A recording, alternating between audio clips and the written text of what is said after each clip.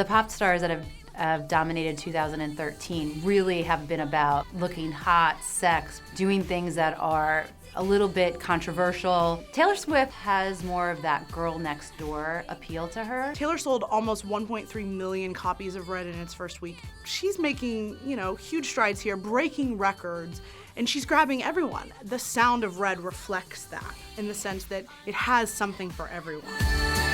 Getting back together, we are never, ever, ever getting back together. When I look at this album, it's a really eclectic group of songs, and the fun part about it is that no particular song defines the rest of the album. So I knew that no matter what, we were going to probably pick We Are Never Ever Getting Back Together and make people wonder if that was what the rest of the record sounds like. We are never, ever, ever, ever getting back together. Ooh, ooh, ooh. She does come from that Nashville past, and she's always been championed as this songwriter. That's what she does. She writes her own songs, which differentiates her from so many of the other pop stars. Turn the lock and put my headphones on. He always said he didn't get this song, but I do. I do. After We Are Never Ever Getting Back Together, which was a very big pop hit, Taylor came back with Begin Again, which is a very country song. It has banjos on it, it has acoustic guitars.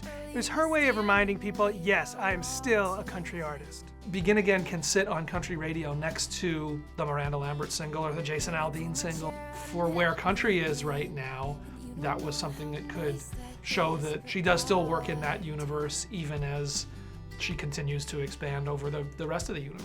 You say you never met one girl who had as many James Taylor records as you, but I do.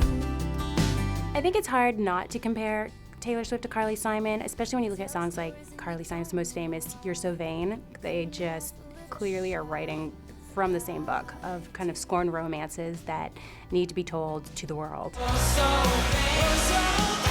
When I heard You're So Vain, I just thought that is the best song that has ever been written. That is the most direct way anyone has ever addressed a breakup. It's a song that really sort of developed that style of mine. I knew you were trouble when you walked in. So shame on me now. Blew me to places I've never been. Now I'm lying on the cold, hard ground. It's one thing that's like an incredible feat on her part is remaining the jilted girl, underdog kind of girl next door who got her heart broken despite being like the biggest artist in the world for a really long time now. There's a lot of curiosity about like who each song is about, and that's kind of something that I love keeping to myself, like never really revealing who exactly these songs are about, because I like for people to be able to paint their own picture of whether they want to think about their ex-boyfriend or someone they know. So I Knew You Were Trouble, I think it's about the guy from One Direction. She doesn't really say. It's kind of what everyone thinks. Taylor Swift, she leaves those little clues in her liner notes, and it's up to you to sort of figure it out. You can say what you will about her, but she's always honest and unafraid to sort of go there and sort of air the dirty laundry. This is a song that I wrote with Max Martin and Johan Shellback, and it's a song about the way I spent my summer when I was finishing this album. So this one's called 22.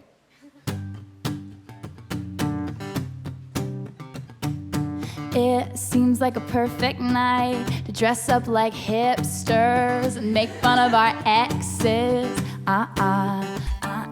It feels like a perfect night for breakfast at midnight to fall in love with strangers. 22 just feels like the perfect song like any girl could put on when she's like driving in her car. Like it's just that idea that you can be exactly who you want to be, that you're not going to be perfect. Sometimes it's going to be great, sometimes it's not. Like it's totally relatable and it's super upbeat at the same time. So I think it's a great song. Women in their 30s who are, having like wine Wednesdays are feeling 22. It's not that you are 22, you're just feeling it. You don't know about me, you don't know about me. You want to. I wanted every emotion on the record to kind of take up one slot, and so that we would have an album where no matter what you're going through, if you need a song, you can find it somewhere on the record. I just want to know you better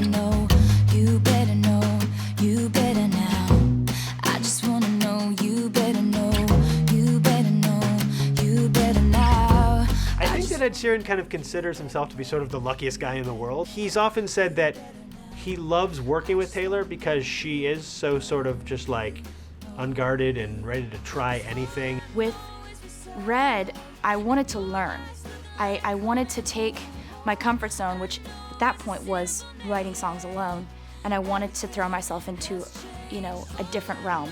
I think Red is actually a really well-developed album, considering how many songs it has. You can tell that it has kind of a main songwriter, and even when she does bring in collaborators, her voice is still very strong. Loving him is like driving a million miles or riding down a dead-end street. Faster than the wind, passionate as sin, ending so suddenly. I wrote a song called Red, and it was a song about, kind of correlating the emotions you went through in a breakup to different colors. And it talks about blue and dark gray, and then eventually admits that the reason it's impossible to forget someone is if loving them was red. The idea that, almost a year later she can still spin a single off of this album is a model that it just isn't out there anymore. Such a struggle for so many artists to get to, even huge artists, to get to second, certainly third singles, that, the fact that she's able to extend this, go around the world and around the world again. She did have single after single after single without releasing a extra album to put new songs on it. Seems like songs come very easy to her, which is lucky because that's what she does. But the interesting thing is this is her first real record where she took some risks and really shouldered the load and did a lot of it herself on her terms. So she's it's got to feel good to be her and be nominated for Grammys and Album of the Year, and yet to still be releasing singles a year into the life of the record. This love was like driving